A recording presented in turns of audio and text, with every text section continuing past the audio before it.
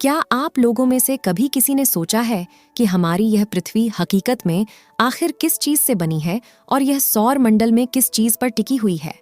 आज हम जिस ठोस जमीन पर चल रहे हैं उसके ठीक नीचे क्या हो सकता है? दोस्तों, आज के इस टेक्नोलॉजी के युग में अगर हम इंसान पृथ्वी से 5 करोड़ किलोमीटर दूर मंगल ग्रह पर जा सकते हैं तो पृथ्वी के आर पार बाहर निकलने के लिए मात्र 12,000 किलोमीटर जाना है। इसके लिए पृथ्वी का सबसे गहरा खड्डा वैज्ञानिकों द्वारा खोदा गया है, जिसका नाम है कोला सुपर डीप बोरहोल। इसकी गहराई 12 किलोमीटर है। लेकिन आखिर ऐसा क्या हुआ कि वैज्ञानिकों ने इस गड्ढे को मात्र 12 किलोमीटर ही क्यों खोदा? और जैसा कि हम जानते हैं, इस तरह के सवाल आप सभी लोगों के मन में अक्सर उठते ही रहते हैं, लेकिन कभी भी आपको इस बारे में सही जवाब नहीं मिल पाता है, क्योंकि हम सब ने अपने जन्म से लेकर आज तक इस धरती के बाहर की चीजें जैसे कि ऊंचे ऊंचे पहाड़, सुंदर सुंदर झरने और तेजी से बहती हुई नदियों का ही अनुभव किया है। और हम ऐसे जरा सा भी अंदाजा नहीं लगा सकते कि जो धरती ऊपर से इतनी सुंदर और मनमोहक दिखती है, वह असल में अंदर से कैसी होगी। दोस्तों, आज के इस वीडियो में हम आप सभी को इस पृथ्वी के बिल्कुल नीचे ले जाने वाले हैं और पता लगाएंगे कि आप जितना नीचे जाते जाओगे उतना नीचे आपको क्या कुछ देखने को मिल सकता है। हमारी पृथ्वी के अंदर के भाग को पूरे 4 लेयर में डिवाइड किया गया है, जिसे crush layer, mental layer, outer layer और इनर कोर कहा जाता है। दोस्तों, इनमें सबसे ऊपरी लेयर यानी कि क्रस्ट लेयर है, जिस पर हम सब रहते हैं। यहाँ तक कि पृथ्वी का सबसे गहरा खड्डा भी इसी लेयर में मौजूद है, जिसका नाम है कोला सुपर डीप बोरहोल। अगर आप इसके बारे में नहीं जानते तो हम आपको बता दें कि कुछ साल पहले वैज्ञानिकों ने रूस में दुनिया का सबसे गहरा गड्ढा खोदने का प्लान तैयार किया था।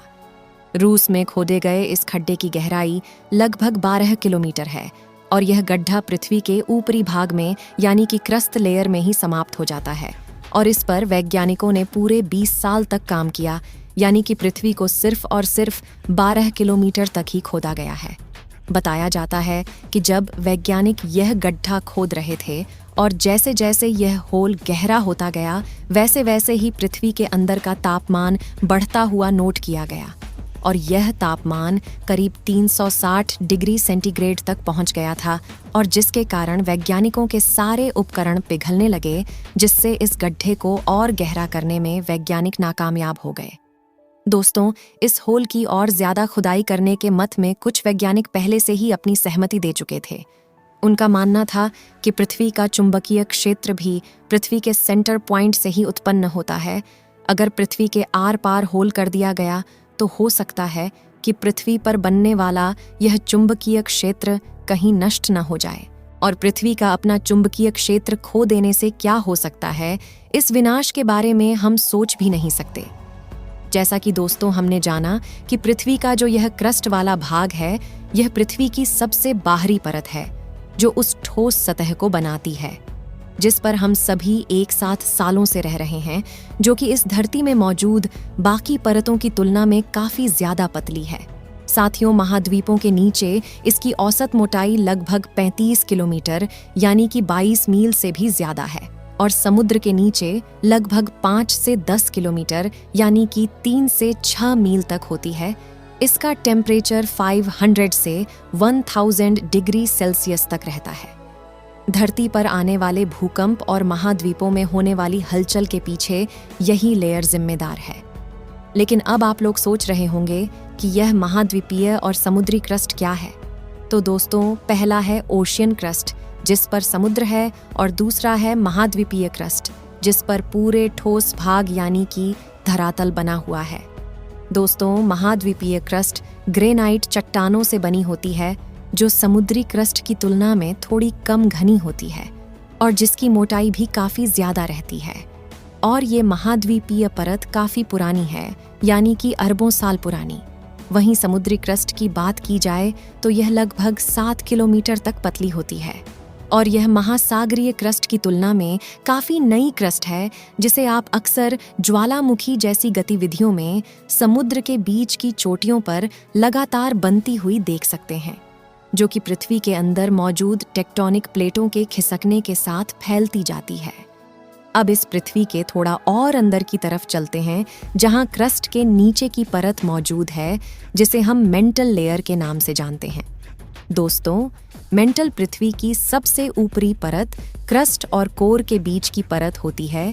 यह हमारी धरती की सबसे बड़ी परत है, जो समुद्री परत के नीचे लगभग 35 किलोमीटर से लेकर 1900 किलोमीटर तक की गहराई के साथ फैली हुई है।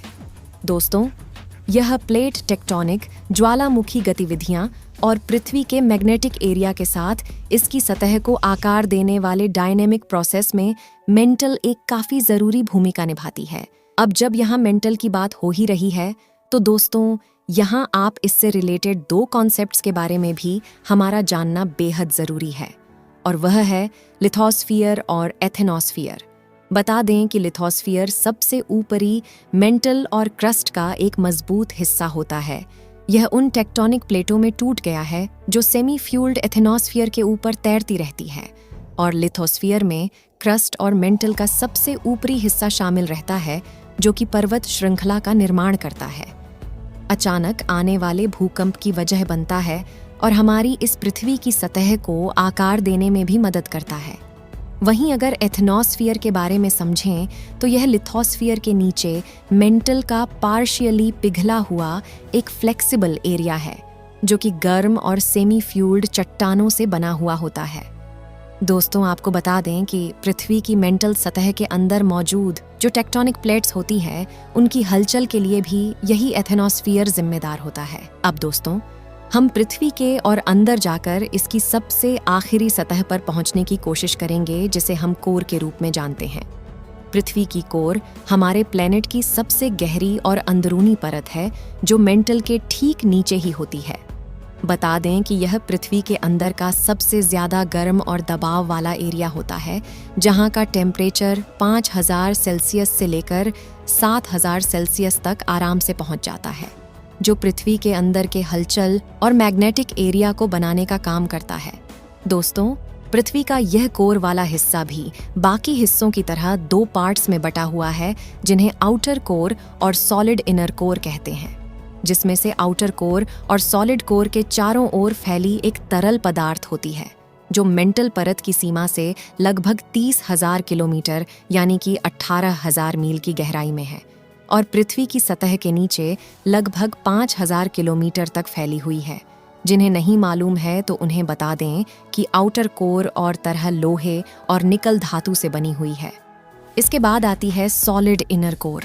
तो दोस्तों, कोर का भाग आउटर कोर के नीचे मौजूद रहता है, जो पृथ्वी के केंद्र से लगभग 1200 किलोमीटर के दायरे में फैला हुआ है। और इसके अंदर एक हैरानी की बात तो यह है कि इसमें इतनी भीषण गर्मी होने पर इस पर पड़ने वाले दबाव के बावजूद भी यह कोर हमेशा सॉलिड ही बनी रहती है, जो कि आउटर कोर की तरह ही पूरा लोहे और निकल धातु से बनी हुई है।